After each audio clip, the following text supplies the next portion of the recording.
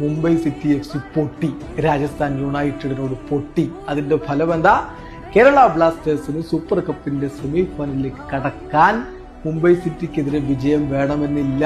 ഒറ്റ കാര്യം ചെയ്താൽ മതി, അവരോട് തോൽക്കാതിരുന്നാൽ മതി. യെസ്, സമനില പിടിച്ചാൽ കേരള ബ്ലാസ്റ്റേഴ്സ് സെമി ഫൈനലിലേക്ക് കടന്നു പോകും. ബ്ലാസ്റ്റേഴ്സ് കളിച്ച 2 കളിയും വിജയിച്ച് 6 പോയിന്റോടെ ഒന്നാമതാണ്. Goal difference 4 Mumbai city FC കളിച്ച 2 കളികളിൽ നിന്ന് 1 വിജയം 1 തോൽവി 3 പോയിന്റോടെ രണ്ടാമതാണ്. രാജസ്ഥാൻ യുണൈറ്റഡ് കളിച്ച 2 കളികൾ 1 വിജയം 1 തോൽവി 3 പോയിന്റോടെ മൂന്നാമത്.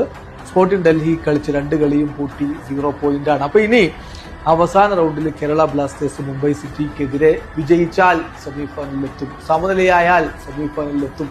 പരാജയപ്പെടാതിരുന്നാൽ മതി. കേരള ബ്ലാസ്റ്റേഴ്സ് ആകെ ചെയ്യേണ്ട കാര്യം മുംബൈ സിറ്റി FCയോട് പരാജയപ്പെടാതിരിക്കുക എന്നുള്ളതാണ്.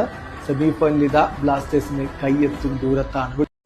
മുംബൈ സിറ്റി FC പൊട്ടി, രാജസ്ഥാൻ യുണൈറ്റഡിനോട് പൊട്ടി. അതിന്റെ ഫലം എന്താ?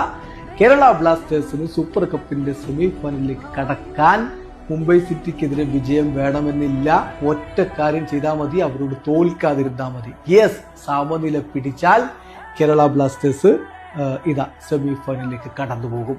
ബ്ലാസ്റ്റേഴ്സ് കളിച്ച 2 കളിയും വിജയിച്ച് 6 പോയിന്റോടെ ഒന്നാമതാണ്. Goal difference 4 Mumbai city FC കളിച്ച 2 കളികളിൽ നിന്ന് 1 വിജയം 1 തോൽവി 3 പോയിന്റോടെ രണ്ടാമതാണ്. രാജസ്ഥാൻ യുണൈറ്റഡ് കളിച്ച 2 കളികൾ 1 വിജയം 1 തോൽവി 3 പോയിന്റോടെ മൂന്നാമത്. സ്പോർട്ടിംഗ് ഡൽഹി കളിച്ച 2 കളിയും പൂട്ടി 0 പോയിന്റാണ്. അപ്പൊ ഇനി അവസാന റൗണ്ടിൽ കേരള ബ്ലാസ്റ്റേഴ്സ് മുംബൈ സിറ്റിക്കെതിരെ വിജയിച്ചാൽ സെമി ഫൈനലിലെത്തും, സമനിലയായാൽ സെമി ഫൈനലിലെത്തും. പരാജയപ്പെടാതിരുന്നാൽ മതി. കേരള ബ്ലാസ്റ്റേഴ്സ് ആകെ ചെയ്യേണ്ട കാര്യം മുംബൈ സിറ്റി FCയോട് പരാജയപ്പെടാതിരിക്കുക എന്നുള്ളതാണ്. സെമി ഫൈനലിൽ ബ്ലാസ്റ്റേഴ്സിന് കൈയെത്തും ദൂരത്താണ്.